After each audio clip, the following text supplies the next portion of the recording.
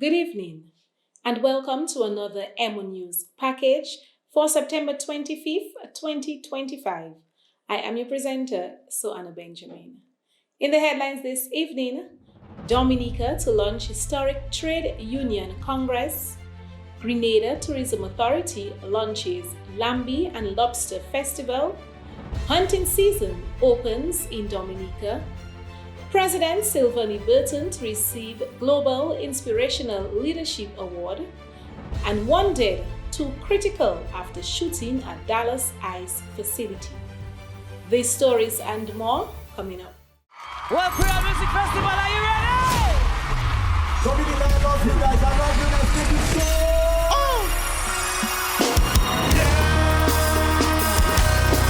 Sing for me.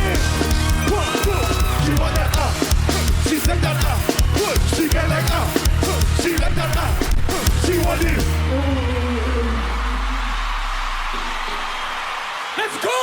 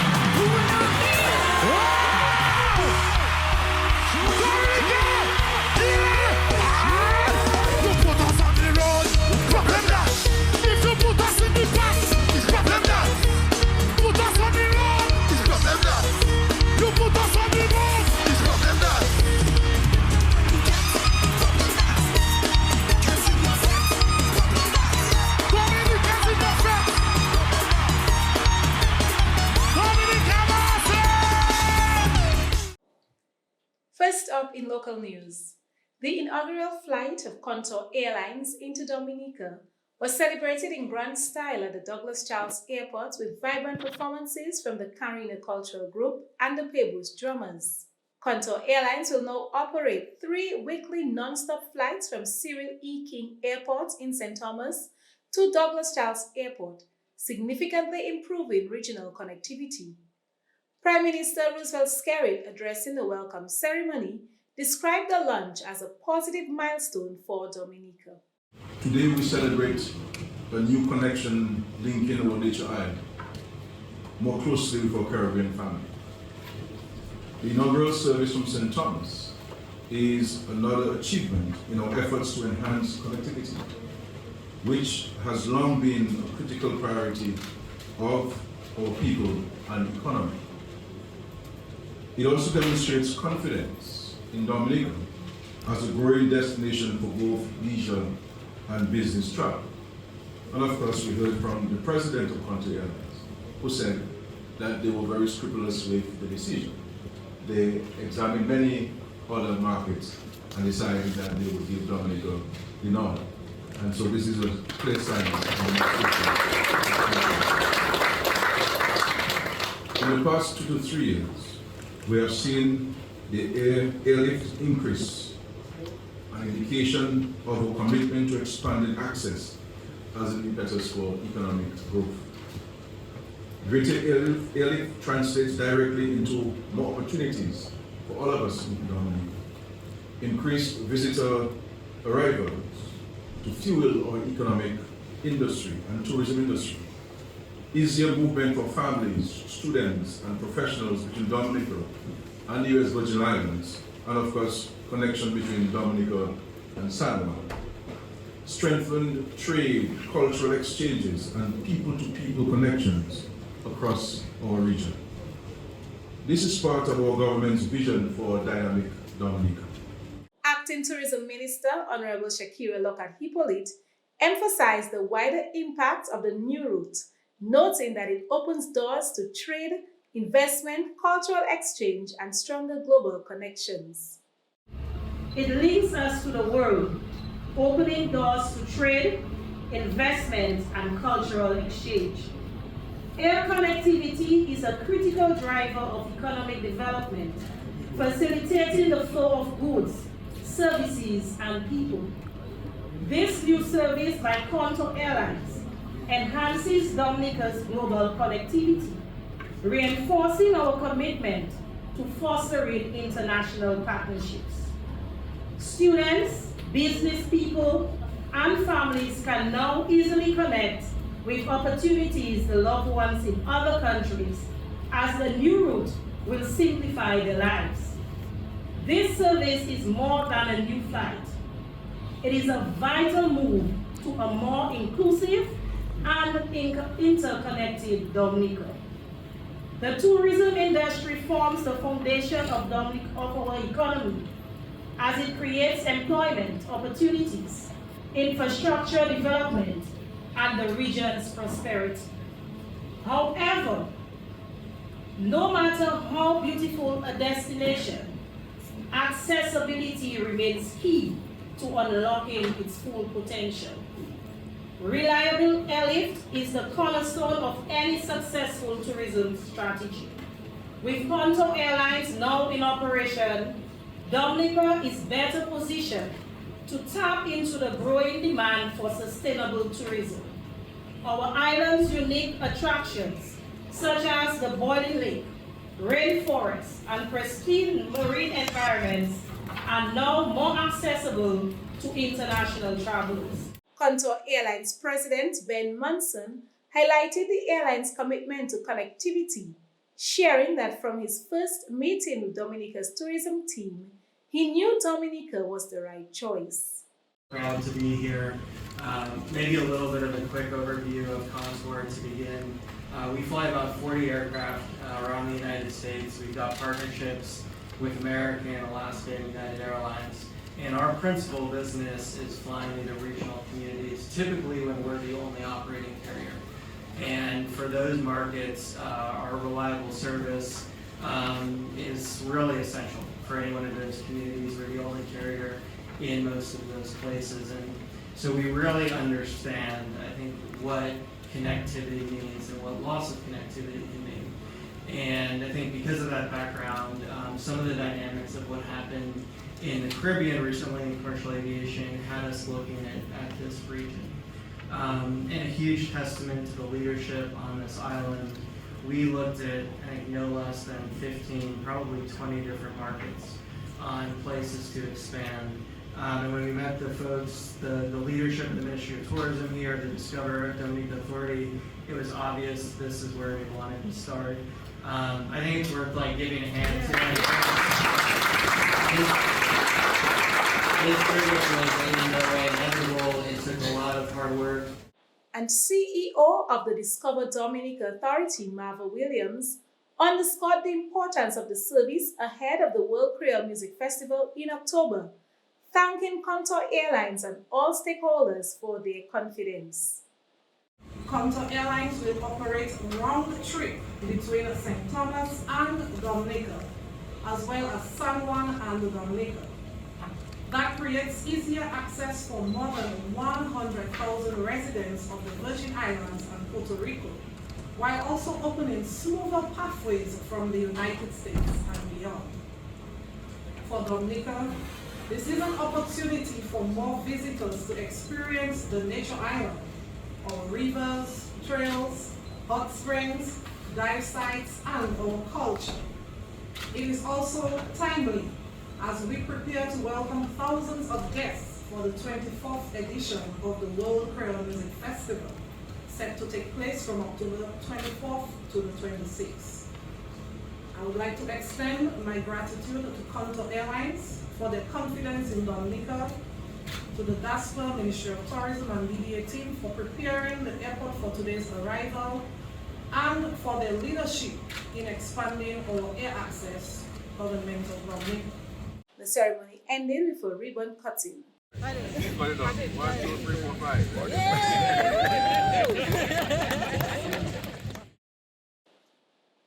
And 16 brand new hurricane resilient 3-bedroom homes were handed over to deserving families in the scenic community of Eggleston. Perched on a hillside with breathtaking views of the Caribbean Sea and cooled by mountain breezes, the project represented more than housing. It offers hope, security, and a fresh start for these families. And we'll bring more of the story in tomorrow's newscast. On Tuesday, September 23rd, during the 42nd ICAO Assembly in Montreal, Canada, Dominica signed an air services agreement with Qatar. The agreement marks a major step in strengthening aviation ties and expanding international connectivity, particularly as Dominica prepares for the opening of its new international airport. Minister of Tourism, Honorable Denise Charles Pemberton, says the partnership will create new opportunities for global travel, trade, and growth, positioning Dominica as a stronger player in international aviation. And the minister made the news on her Facebook page. The Forestry, Wildlife and Parks Division has announced that the 2025 hunting season is officially open. The season runs from September 23rd to December 31st for persons holding a valid hunting license. During this period, hunters are allowed to catch crabs, agouti, and manikou only. The division also advises that the sale and limited export of wildlife or parts will be permitted until January 31st, 2026, but only with a valid wildlife export permit.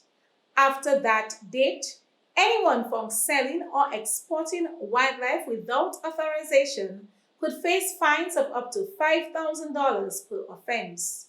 The public is reminded that under the Forestry and Wildlife Act, it is illegal to hunt or fish in freshwater streams without a valid license. The hunting of frogs, birds, snakes, and iguanas remains strictly prohibited. Offenders are liable to fines of up to $2,500. Licenses and export permits can be obtained at the Forestry, Wildlife and Parks Division office on the Windsor Park Link Road or at the Portsmouth and Marigot sub-treasuries during business hours. Officials are urging the public to support the sustainable use and management of Dominica's natural resources. For more information, contact the Forestry Division at 266-5863 or 266-5852. In other news, the Office of the President has announced that Her Excellency Sylvanie Burton, President of the Commonwealth of Dominica, will be honored with the Global Inspirational Leadership Award and inducted into the Global Power Women Network by the Center for Economic and Leadership Development. The recognition ceremony took place on Thursday during the Global Power Women's Conference in New York City, held alongside the United Nations General Assembly. The award acknowledges President Burton's outstanding leadership, commitment to gender equality, and her visionary role in shaping policies that empower communities and inspire progress worldwide. Her dedication reflects this year's conference theme, The Power Shift: Women Reimagining Leadership, Legacy, and Global Prosperity. Following her keynote address, President Burton will be officially presented with the award and inducted into the Global Power Women Network, joining a distinguished circle of international leaders recognized for their courage, resilience, and transformative influence. The Global Power Women's Conference is an annual platform that brings together leaders, change makers, and trailblazers to amplify women's voices in leadership, foster collaboration, and promote inclusive global prosperity. And EmoNews congratulates President Burton on her recognition. And September 26, 2025 will mark a historic milestone for workers in Dominica with the inaugural formation and launch of the Trade Union Congress. The new umbrella body seeks to unify worker representation and strengthen advocacy for fair wages, decent working conditions, and social justice. For decades, efforts have been made to establish such a Congress, and now this vision has become a reality. Since April 2025, 4 leading trade unions, the Dominica Public Service Union, the Dominica Association of Teachers, the Dominica Amalgamated Workers Union, and the Waterfront and Allied Workers Union, have worked together with a steering committee through strong support from the International Labour Organization. The first inaugural Congress will be held on Friday, under the theme Consolidating Trade Union Power Through Unity and Solidarity. The keynote address will be delivered by the ILO Director. Organizers emphasize that trade unions continue to stand for decent work, social justice, and dignity for all workers. In a proud moment for Dominica, Serge Lander, daughter of Dominican parent Dr. Albert Lander, made a striking debut performance in New Mexico, opening for legendary artist Neo. A rising talent in the pop and R&B genres, Serge captivated the crowd with her music and choreography, earning high praise for her stage presence. Fans are watching closely as she builds her reputation as an emerging global star. Serge can be followed on Instagram at SergeSEJ_official.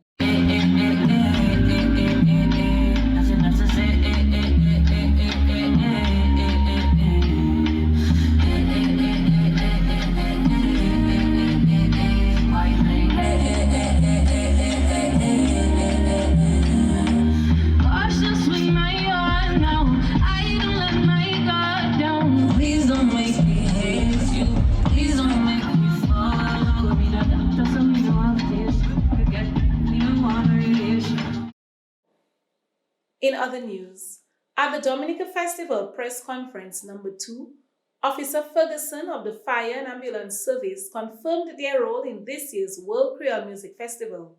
According to him, their presence will be strongly felt throughout the event. This year, we'll be playing a pivotal role in ensuring that the patrons at the World Music Creole Festival will be, everybody will be safe. We'll ensure that all our bars follow the normal protocols of having the extinguishers and doing what they're supposed to do.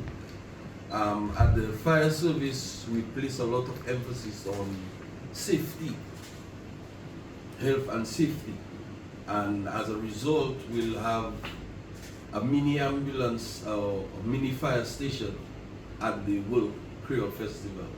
So we'll have a tent that will be housing the fire officers, we'll be having a fire truck, and we'll be having an ambulance. And of course our radio communication system will be in place. So officers will be able to go out to various parts of the area and to be able to report back or to meet anybody that is in need of their assistance. So Dominica Fire Service will be playing an integral part in ensuring safety at the World Music Creole Festival.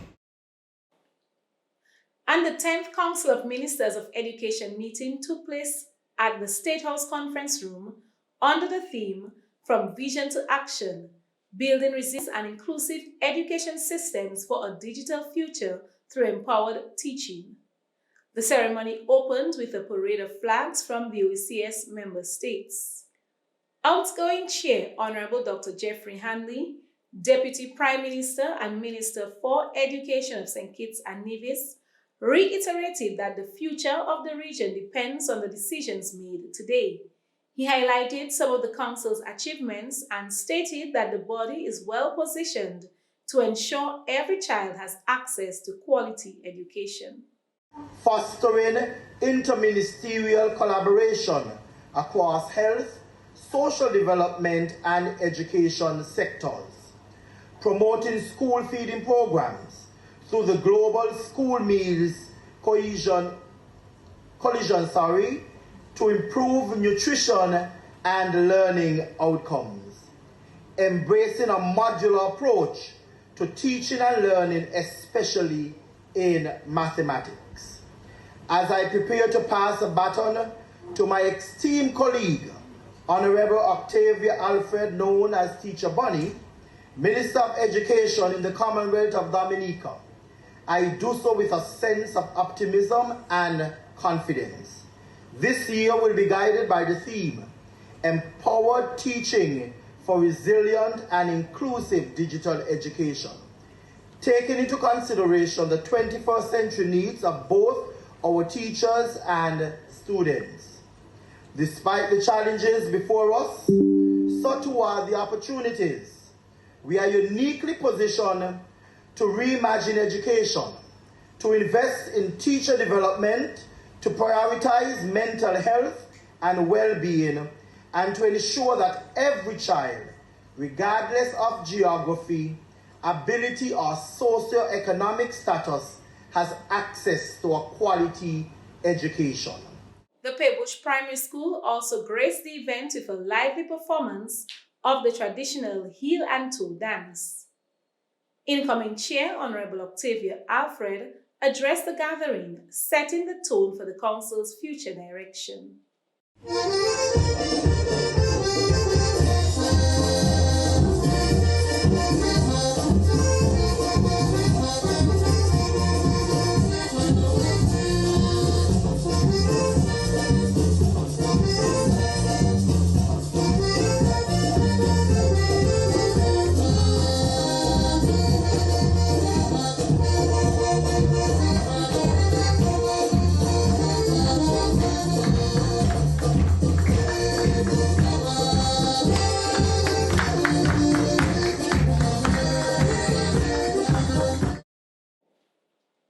And originally, the Grenada Tourism Authority has announced the first ever Lambi and Lobster Festival set for January 2026 in Carriacou and Petite Martinique.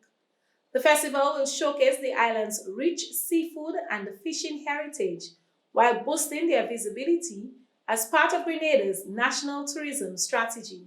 The event will feature live cooking demonstrations, boat tours, string band music, and food prepared by local vendors. Visitors can look forward to dishes like lobster salad, cracked lambi, and grilled seafood creations. Activities will also extend to Petite Martinique with fishing competitions, tug-of-war, and the popular Grease the Pole contest. Grenada Tourism Association's chairman, Randall Dorland, described the festival as a culinary celebration that highlights the resilience and traditions of the sister islands. Minister for Carriacou, Honorable Tevin Andrews, invited all to attend, while Tourism Minister, Senator Honorable Adrian Thomas, emphasized that the festival is a reflection of identity and everything that makes Carriacou and Petite Martinique unique. The Lambi and Lobster Festival promises to be more than food. It's a celebration of culture, community, and the people who keep the fishing traditions alive. On Tuesday, Colombian President Gustavo Petro urged a criminal investigation into U.S. President Donald Trump and other officials linked to this month's deadly U.S. strikes on boats in the Caribbean, which the White House said were transporting drugs.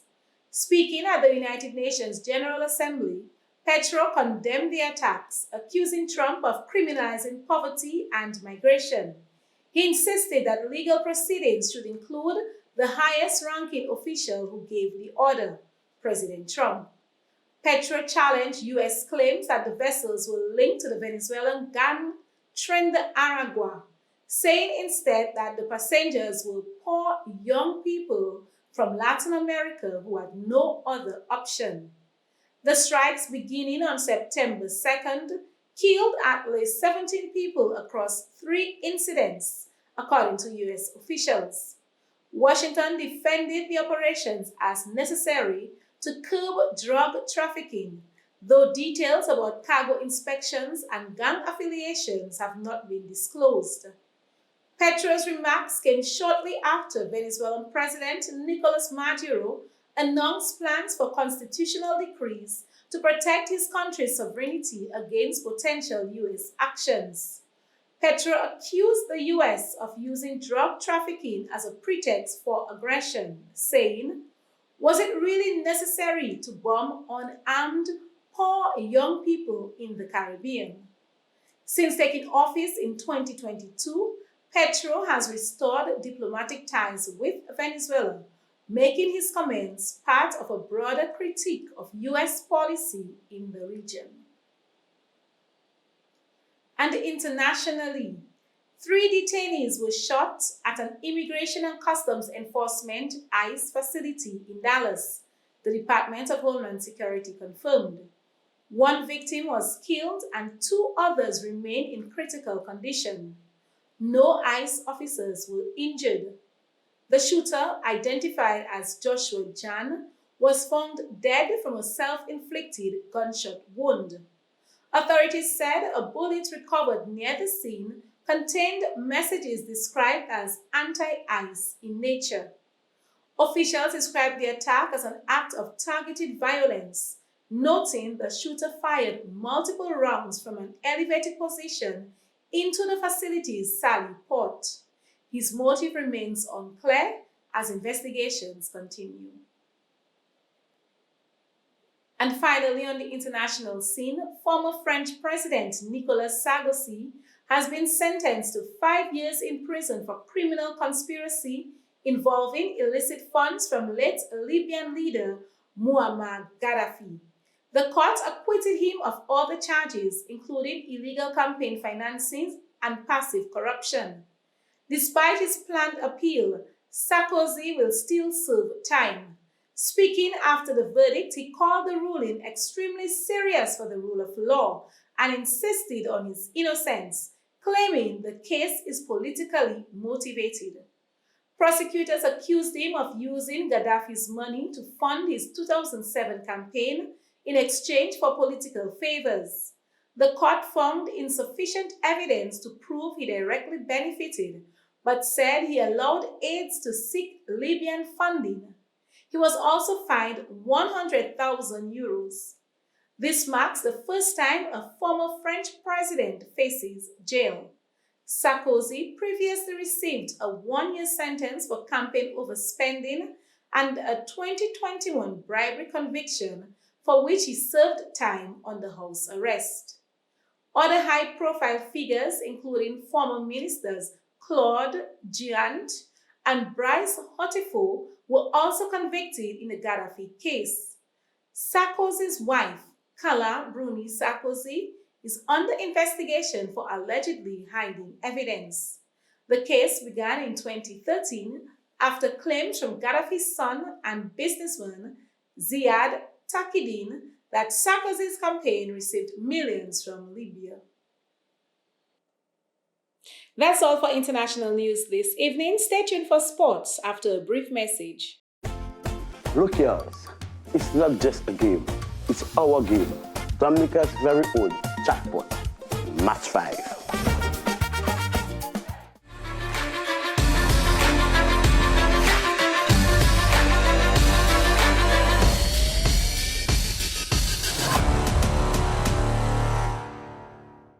And first up in sports, veteran off-spinner Ravichandran Ashwin is set to join Sydney Thunder for the upcoming Big Bash League, becoming the first Indian cricketer to feature in the competition. The 39-year-old retired from international cricket and the IPL last month, making him a free agent for overseas leagues. Cricket Australia's CEO Todd Greenberg personally reached out to Ashwin earlier this month to secure his participation. Since Ashwin did not enter the BBL overseas draft, he will require an exemption from Cricket Australia, similar to past late approvals. He's expected to join the Thunder after the ILT 20 auction in January. Ashwin leaves behind a decorated career with 537 test wickets, second only to Anil Kumble, and 187 IPL wickets across 221 matches. In more cricket news, Pakistan secured a crucial 5-wicket victory over Sri Lanka in the Super 4 stage of the Asia Cup 2025 in Abu Dhabi, keeping their chances of reaching the final alive. Chasing 134, Pakistan got off to a strong start with a 45-run opening stand between Farhan and Zaman, though both fell early.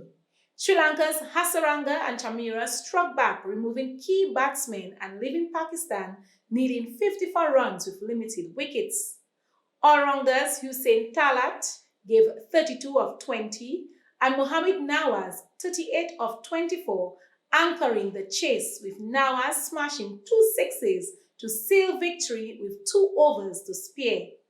Earlier, Pakistan's decision to bowl first paid dividends as Shashin Shan Afridi took early wickets, dismissing Kusal Mendis and Pathom Nisanka cheaply.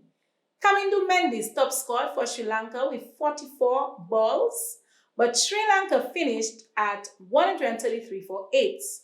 Afridi finished his figures of 3 for 28, supported by Haris Ruff and Talat, who took 2 wickets each. The win lifted Pakistan to second place in the Super 4 standings, with hopes of a final berth now hinging on the results of upcoming matches. Sri Lanka, meanwhile, faced the threat of elimination. And finally, the Dominica Cricket Association, DCA, in partnership with the Central Cooperative Credit Union, CCCUL, has released the latest fixtures and updated points table for the ongoing DCA-CCCUL Intermediate League.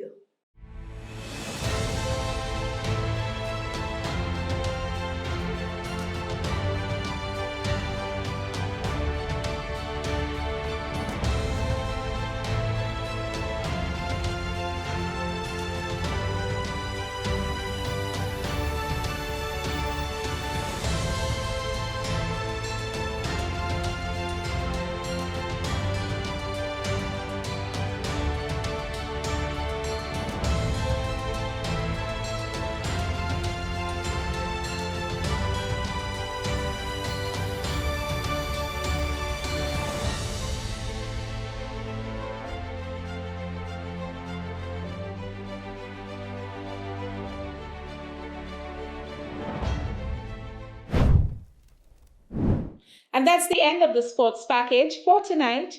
Stay tuned for the weather after a short message.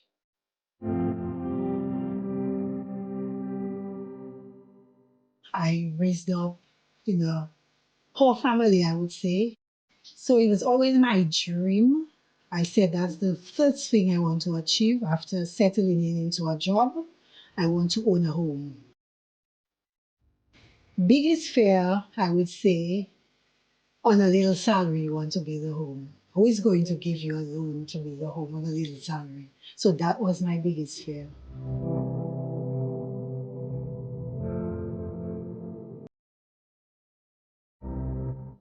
I went to NBD to get something done, not thinking of going to do a mortgage with NBD.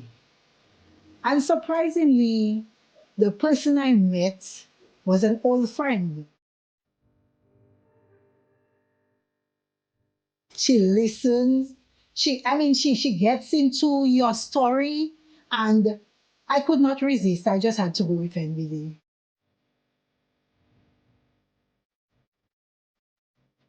My home building journey was a smooth one. I had good builders, and when you can trust certain people with your money, because we see what happened now when you give people your money to build. But these people were people I could trust.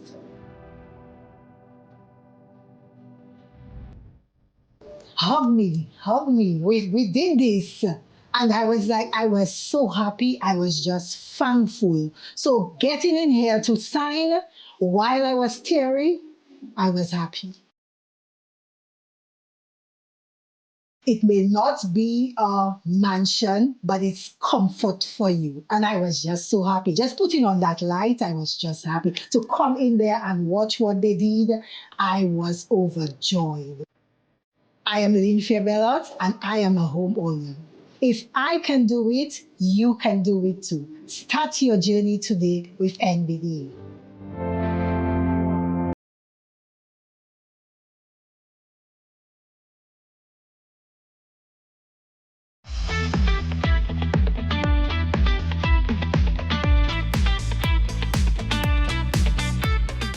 Good day to you. This is the weather broadcast from the Met Studio at GMIT for today, September 25th, 2025. We start off by taking a look at the tropics, and we find in the central North Atlantic, Hurricane Gabriel on its approach to the Azores, expected to affect these islands over the weekend. As we come in a little closer to the Lesser Antilles, we find Tropical Storm Umberto to the northeast of the northern Leeward Islands. The system is expected to continue to move west-northwesterly. It's moving rather slowly, but it is expected to intensify as it continues to move away from the Lesser Antilles.